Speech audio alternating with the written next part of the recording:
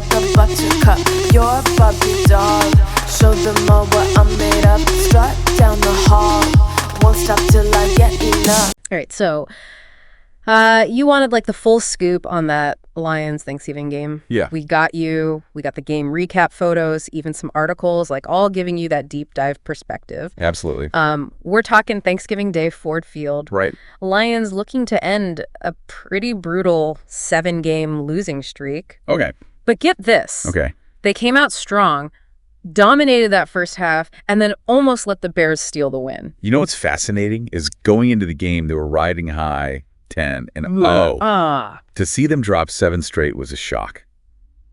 There was definitely pressure to break that streak, Yeah. especially in front of the home crowd, on Thanksgiving. And against a division rival, no less. Yep. Beating the Bears is always crucial for their position in the NFC North. Oh, for sure. So take us inside this Thanksgiving showdown. How did it all play out? Okay, so the first half was a clinic in Lions football. Okay.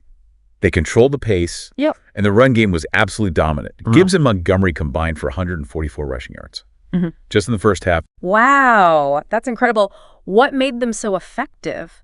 Was it the offensive line, the play calling, or the Bears just having a bad day on defense? It was a combination of factors. Okay. The Lions' offensive line was creating huge holes, allowing Gibbs and Montgomery to get to the second level with ease. Okay. And the play calling was smart, a mix of power runs and misdirection that kept the Bears off balance. Right. They really set the tone with that opening drive. Oh, yeah. 15 plays, eating up a ton of clock and ending with a field goal. Talk about a statement. And then Laporta gets in on the action, snagging 2 touchdown passes. Right. His first touchdown capped off a 90-yard drive in the first quarter. Wow. You can really see the chemistry developing between Goff and Laporta. And Laporta's having a breakout season. He's become such a reliable target. Scored 2 touchdowns in this game alone. That's impressive. I know the Lions have been looking for that reliable tight end target for a while. Seems like Laporta is really stepping up. But what about the Bears? Were they just completely shut down in the first half? Well, they were scoreless. But it wasn't for lack of trying. The Lions' defense was playing lights out. Yeah. But then things took a turn in the second half. Yeah. And that's where the rookie quarterback for the Bears, Caleb Williams, Right. really started to make his mark. Okay.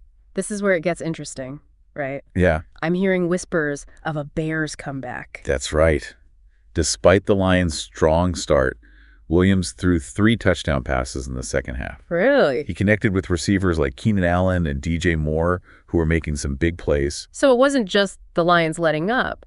The Bears actually made some strategic adjustments and turned the momentum around. Exactly. They came out of halftime with a completely different energy. Yeah. And Williams really started to find his rhythm. Yeah. Despite the Lions' dominance early on, Williams almost single-handedly stole the win for the Bears. Wow. A true nail-biter then.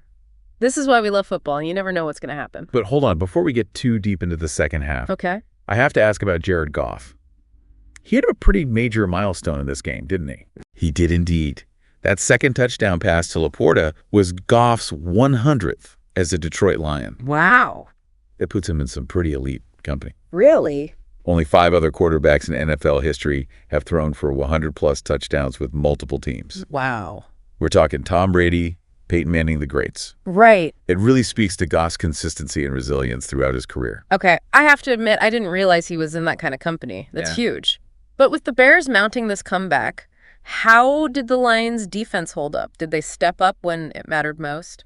Well, it was a tense final few minutes. Okay. There were some crucial defensive plays, but also some penalties that added to the drama. Right. It really could have gone either way. So break it down for us. Sure. What were some of those key defensive plays that helped the Lions secure the win? Okay. And how did those penalties impact the final moments? On one play, the Bears were driving, looking to tie the game with a field goal, but Zadarius Smith came up with a huge sack. That, combined with an illegal hands-to-the-face penalty against the Bears, pushed them out of field goal range. Okay. Those 2 plays were game changers. So those penalties, they really did have a direct impact on the final outcome. Absolutely. They weren't just, adding to the tension for no reason. The illegal hands-to-the-face penalty in particular was controversial, but it was a crucial call nonetheless. Right. It took away a potential game-tying field goal for the Bears. Gotcha. They had one more shot with just seconds on the clock, but they couldn't convert. So the Lions escaped with a win. They did. But it sounds like it was a lot closer than anyone expected. And I have to imagine with those penalties and that almost comeback by the Bears, Yeah. the mood in Ford Field must have been pretty tense. Oh, yeah. Yeah. For sure. Yeah, Absolutely. yeah, right. Yeah. Oh, you could feel the energy shift in that stadium. Went from Thanksgiving Day celebration to real nail-biter atmosphere. But hey, a win's a win, right? Yeah. Especially after a 7-game losing streak. Snapping that streak on Thanksgiving in front of the home crowd has got to feel amazing for the Lions. But I can't help but think about those injuries you mentioned earlier. How serious are they? Yeah, the injuries are a concern. Defensive lineman Josh Paschal and Levi Onwuzurike both left the game in the first half. Oh, wow. Paschal with a knee injury and Onwuzurike with a hamstring issue. Okay. They were both ruled out for the rest of the game. Right. And then in the fourth quarter, linebacker Malcolm Rodriguez also left with a knee injury. That's a lot of key defensive players going down. Do we know anything about the severity of those injuries? What does this mean for the Lions' defense moving forward? Unfortunately, we don't have all the details yet, but anytime you see players leave the game with knee injuries, it's definitely cause for concern. Yeah. And the Lions have already been dealing with a number of injuries on the defensive line this season. Right, so this could really test their depth, especially with a tough matchup against Green Bay coming up next. Do you think they'll need to adjust their game plan at all, given these injuries? It's definitely something they'll have to consider. We saw how effective their run game was against the Bears. Right. Gibbs and Montgomery were unstoppable. Yeah. Maybe they lean on the run game even more to control the clock and keep their defense off the field. That's an interesting point. If their defense is depleted, it makes sense to try and protect them by keeping the offense on the field as much as possible. Yeah. But let's go back to that second half for a minute. You said the Bears came out with a different energy, and Caleb Williams really started to shine. Yeah. What do you think clicked for them? Did the Lions just let up, or did the Bears make some key adjustments?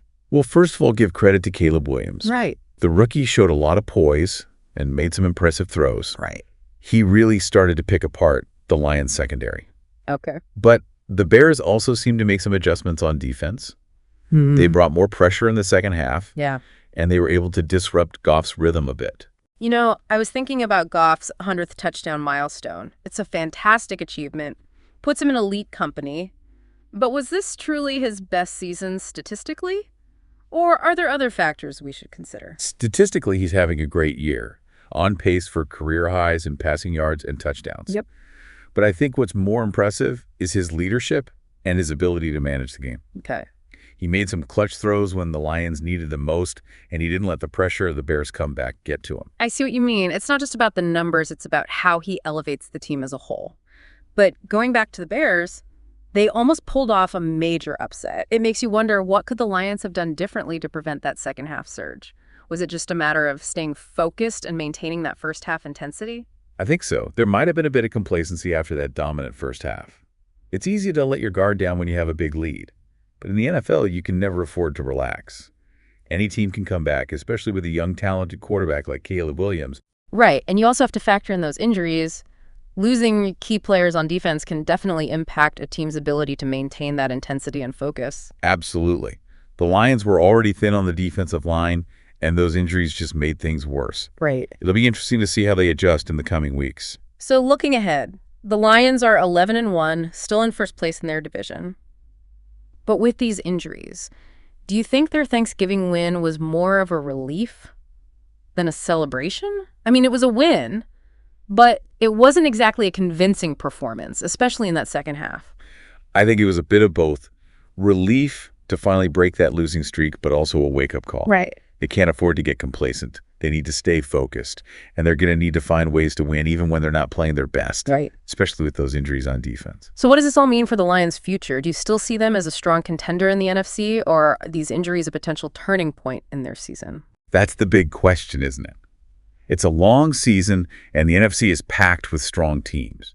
The Lions have shown they can be dominant, but they've also shown vulnerability. Especially in that second half against the Bears, it really felt like we were watching two different Lions teams out there. Exactly. Yeah. And that inconsistency could be a problem. If they want to make a deep playoff run, they'll need to find a way to play at a high level for a full 60 minutes. Yeah. And with these injuries on defense, that's going to be a challenge. You know, it's interesting. We've talked a lot about the physical impact of these injuries, the depleted defensive line, the need to rely on the run game. But what about the mental impact? Could this shake the team's confidence? That's a great point. You have to wonder how these injuries will affect the team's overall morale.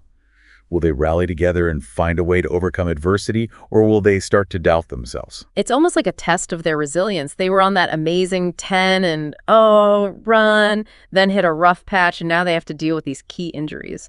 How they respond to this challenge will say a lot about the character of this team. Absolutely. And it's not just about the players. It's about the coaching staff as well. Can they make the necessary adjustments? Can they put the players in a position to succeed, even with a depleted defense? You know, for you, the listener, I think this is what makes the rest of the season so exciting. We've seen the Lions at their best, and we've seen them stumble. Now we get to see how they respond to real adversity. Exactly. Do they have what it takes to overcome these injuries and make a run at the Super Bowl, or will they fall short of their potential? The next few weeks will be telling. So to wrap up our deep dive into the Lions' Thanksgiving victory, I think it's safe to say it was a game full of highs and lows, moments of brilliance and moments of doubt. But that's what makes the NFL so captivating. You never know what's going to happen next. Every game is a story waiting to be told. And in the case of the Lions, the story is far from over. We'll be watching closely to see how the next chapter unfolds. Until then, keep jiving deep. Sound the alarm. I'm coming up. We'll have the ball. I'm sweet like a buttercup. You're a Barbie doll.